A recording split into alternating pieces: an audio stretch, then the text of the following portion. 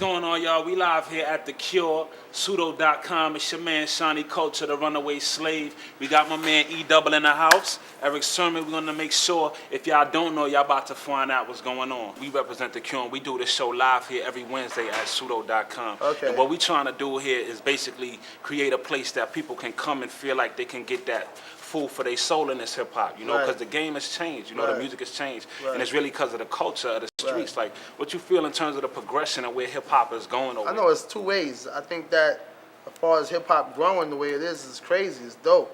As far as the vehicle and as far as how big it's gotten. Definitely.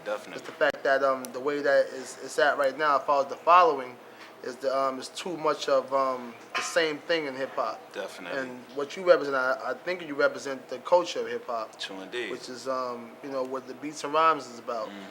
And that's what I represent. That's why it takes a long time for me to get my breakthrough, or those like Talib Kweli, or you know, those you know, the Jurassic 5s, or the Dolly the Peoples, those who are underground making music happen. I find like brothers like Talib Kweli, The Roots, Mos Def, they have like a strong following overseas. Yeah. It seems like the people over there embrace that type of hip hop a little bit more than the people over here. What do you think over there is like the mentality of the people, or why they embrace that more? They only know one culture of hip hop, and that's from what they know what hip hop is.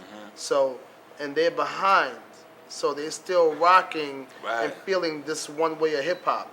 Is the cutting, the fun part, the break dancing, the cutting, and the way the beats are driven. In terms of what you bringing forward and the food that you want to give the people, like what can they get from your album? Like that's going to make them feel like, yo, you know what? I'm feeling this. That's going to bring it back to the essence, because you have an advantage with the hip hop being that you was a part of it, directly influencing the minds of the people that's listening to it today. I think last year when I did the Marvin Gaye record is where I wanted to put it to the people that music is what this is about. Yeah, that was hot. That was as far as, okay, what y'all doing is something foolish. It's about music. It's about the fun.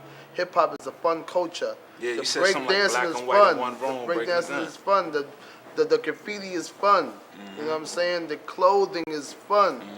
The b-boy stance is fun. You know, the way the gestures, the slang is fun. You know what I'm saying? Not what they took it to. You know what I'm saying? So on this LP is the same stuff. I finally got to capitalize on that and then bring it more into this LP. It's very important to bring that back, that whole essence of hip hop, and letting people be able to enjoy it without feeling any negative vibes. And like we said, we're not taking nothing away from the people who bring their essence now, because really it's a reality. You know what I'm saying? But it's too much reality the same. Right. Who cares if your story is cool? We understand that you went through that and the whole nine. That's cool, but it ain't fun getting shot. It ain't fun seeing somebody bleeding, and it's not fun to be, you know, to get jacked. It ain't fun to go out there and pump, you know, poison like that. It ain't fun. You know, you can glorify it to an extent.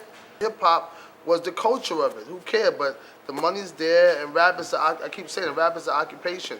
Hip hop is a culture. I know about the culture. That's it. What's some of the artists that y'all bump, that you bump? You know what I'm saying? That you feel? I know Redman, Keith Murray. No, I bump old school stuff as far as R&B a lot, and I pump Flowetry. I'm real big on right now. I buy everybody's CD who come out. I'm not a naive rapper or a naive producer, because I have to be on top to make sure who's doing what and do it my way. Pseudo.com